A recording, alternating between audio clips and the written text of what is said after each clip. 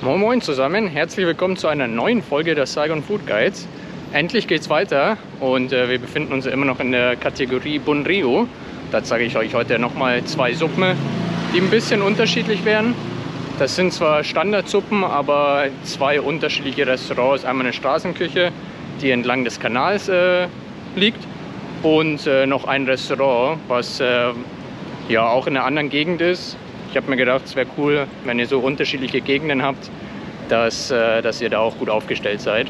Also, wir buchen uns einen Grab und fahren dann in Richtung des Kanals. Wir müssen ein bisschen weiter noch fürs erste Restaurant und gehen dann zu Fuß zum Kanal. Das lässt sich ganz gut verbinden. Dementsprechend schönes Wetter, gutes Essen, Abfahrt.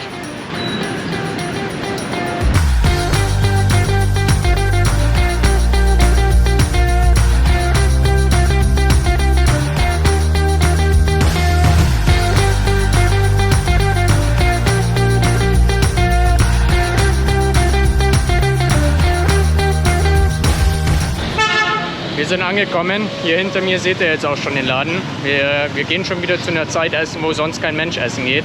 Deswegen wundert euch nicht, dass da jetzt wahrscheinlich ein bisschen wenig los ist. Beim nächsten auch. Wir haben es jetzt 14:30 Uhr, alle haben schon gegessen und das nächste Mal gegessen wird es in ein paar Stunden. Ne?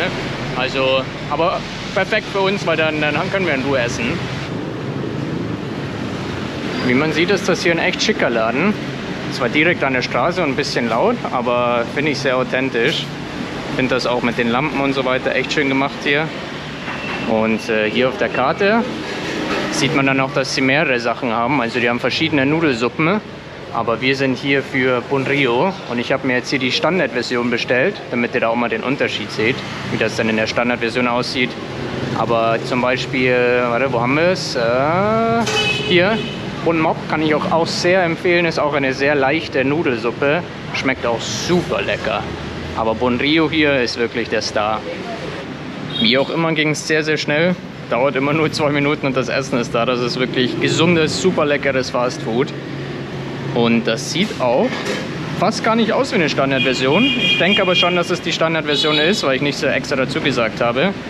Mir gefallen jetzt schon die Röstzwiebeln hier on top. Dann haben wir hier diese Krabbenfleischbällchen. Hier haben wir Chaleur, vietnamesische Mortadella. Das ist eine andere Art vietnamesische Mortadella. Frittiertes Tofu, dann die Reisnudeln, wie man sie schon sieht, und Tomaten. Riecht super lecker und sieht wirklich, ja, man müsste fast sagen, könnte besser nicht aussehen. Bevor wir hier jetzt aber anfangen, bereiten wir uns noch eine Soße zu. Bun Rio wird ja, wie ihr es aus dem allerersten Restaurant kennt, mit Shrimp-Pastensoße zubereitet. Da gab es ja so eine besondere mit diesem Tamarind. Aber hier ist die standardmäßige. Man sieht schon, die Shrimp-Paste sieht sehr pastig aus. Und die riecht auch extrem streng, also wesentlich strenger als bei dem ersten Laden. Chili noch. Und ich glaube, das war es auch schon, oder? Und Limette noch, natürlich. Viel Limette. Oh mein Gott, jetzt hätte ich fast Shrimp-Paste roh gegessen. Echt dulli. Also so sieht das Ganze aus und dann packen wir uns natürlich noch ganz viel Limettensaft rein. Dann rühren wir die Soße natürlich noch um, auch wichtig. Und dann sieht das schon wesentlich ansprechender aus. Ich weiß nicht, ob man das jetzt so erkennen kann, sollte man. Sieht wesentlich besser aus als nur Shrimp-Paste. Kleiner Geschmackstest. Perfekt. Säuerlich. Fermentiert von der Shrimp-Paste, scharf vom Chili, für mich eine Top-Soße. Fangen wir hier an mit dem frittierten Tofu. Da ist relativ viel drin, also wenn das jetzt wirklich die Standardportion ist für 35.000, was extrem günstig ist, dann wäre das ein super Deal.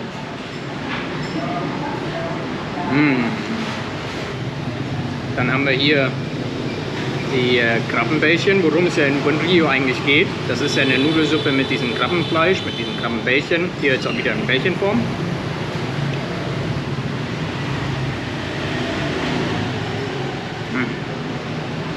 Genial. Wirklich genial. Dann haben wir hier vietnamesische Mortadella, die, so wie es aussieht, in Bananenblättern eingewickelt war. Sind normalerweise in so Bananenblättern eingewickelt, deswegen sind die dann auch so flach.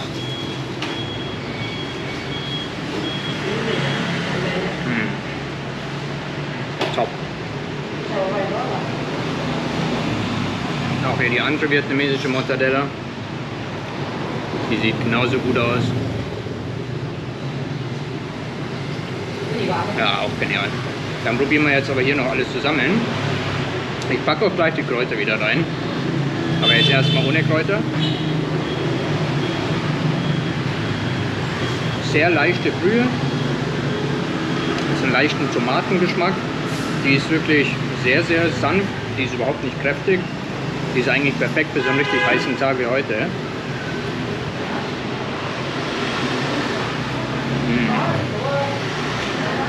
Ich liebe jetzt schon diese Röstzwiebeln on top. Röstzwiebeln sind so ein Game Changer.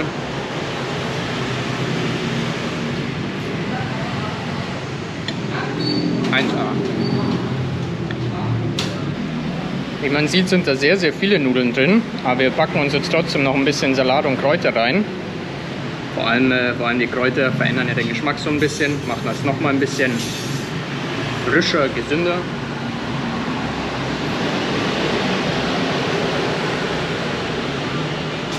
Und in dem Fall passt es sogar überraschend gut zu dieser sanften Brühe dazu, zu dieser leichten Brühe. So, und dann hat man natürlich noch so Zutaten wie diese frittierte Tofu und so weiter, die das Ganze perfekt abrunden. Wirklich, wirklich perfekt.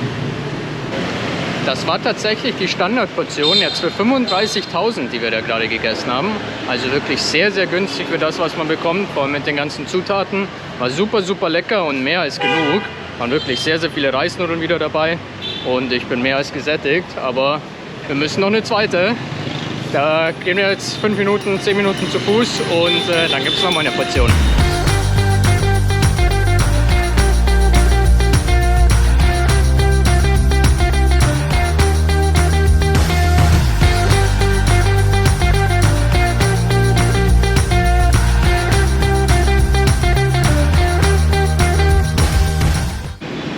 Hier sind wir jetzt am Kanal. Sehr, sehr schönes Wandgemälde hier. Und das ist direkt das Ende vom Kanal. Also weiter geht hier der Kanal nicht. Wir gehen hier jetzt ein Stückchen am Kanal entlang und müssen dann links abbiegen in eine Gasse rein, wo dann die Straßenküche, beziehungsweise eigentlich wieder Straßenküche / Restaurant ist. Aber erstmal genieße ich hier diesen Weg. Finde ich immer wunderschön. Vor allem abends ist es hier immer wirklich genial. Hier sind wir jetzt angekommen und hier sieht man jetzt auch, warum das Straßenküche bzw. Restaurant ist. Hier draußen wird nämlich gekocht und drinnen haben die dann noch ein paar Sitzplätze. Dementsprechend kann man das schon als Straßenküche bezeichnen. Gehen wir mal rein.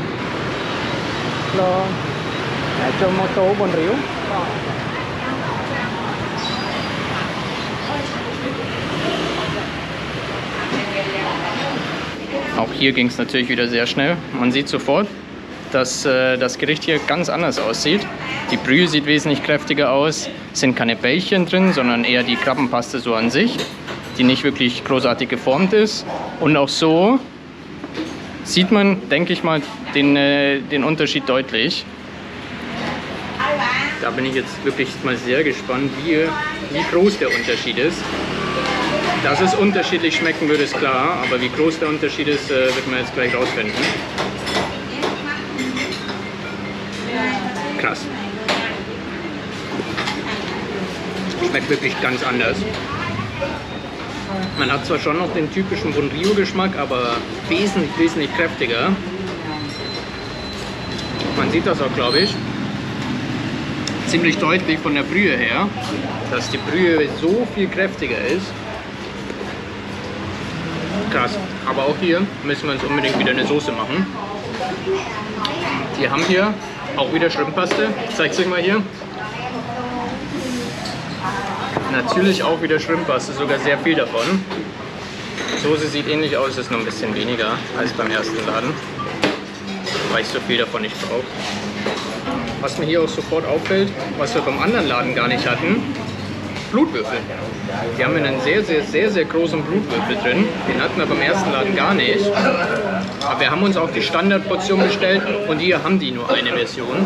Also die haben hier keine Spezialversion oder einfache Version, sondern die haben die Bun Rio Nudelsuppe und die kommt immer gleich. Auch hier fangen wir mit dem frittierten Tofu an. Schön eindippen.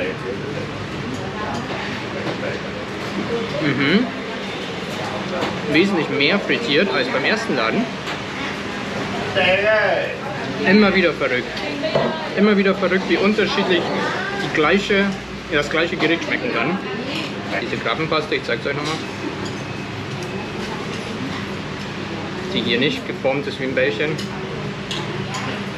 Und wesentlich mehr. Wird doch, denke ich, mehr kosten als beim ersten Laden. Werden wir dann rausfinden. Und dann haben wir hier wieder die vietnamesische Mortadella drin. Nur eine Art hier. Die haben hier nur diese Art, die in Bananenblättern eingewickelt ist normalerweise. Dann natürlich mit den Nudeln noch.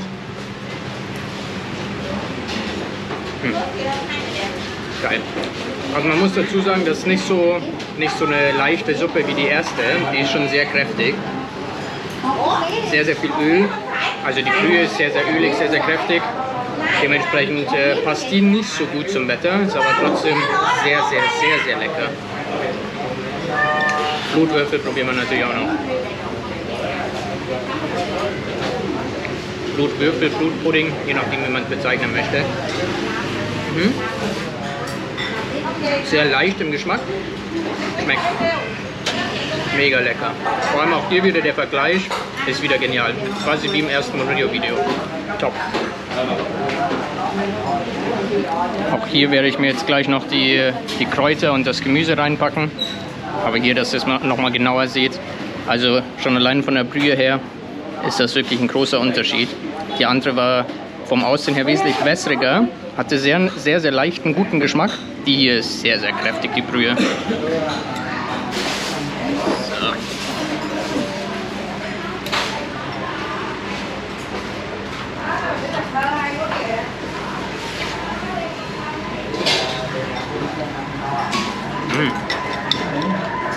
Tippitoppi. Wirklich lecker. Hier kam übrigens doch noch die andere vietnamesische Mortadella, wie beim ersten Laden, zum Vorschein. Die hat sich nur unter den Nudeln versteckt. Auch die Portion war super lecker. Hat mir auch sehr gut geschmeckt. Und auch die Besitzer bzw. die Mitarbeiter da waren sehr, sehr freundlich. Ich glaube, das war der Sohn von der Besitzerin. Der hat sich total gefreut, dass ich Vietnamesisch spreche. Der konnte auch so ein bisschen Englisch. Also super Erfahrung auch wieder. Und kann ich auch nur empfehlen. Bei Regenwetter bzw. bei ein bisschen kühleren Wetter wird das wahrscheinlich sogar noch ein bisschen besser schmecken mit der kräftigen Brühe. Aber alles in allem hat das top gepasst. Die war sogar noch im Vergleich ein bisschen günstiger. Die Portion hat jetzt 32.000 gekostet. Im Vergleich zu der anderen, die 35.000 gekostet hat. Also fast gleich. Zwei super günstige Portionen. Das liegt aber auch daran, dass wir ein bisschen außerhalb sind. Also nicht wirklich im Touristenzentrum bzw. Stadtzentrum. Daher die bisschen günstigeren Preise. Falls euch das Video gefallen hat, lasst gerne einen Daumen nach oben da. Abonniert den Kanal, um keine Videos mehr zu verpassen. Und wir sehen uns dann beim nächsten Video, wenn wir ein anderes Gericht probieren. Ciao, ciao.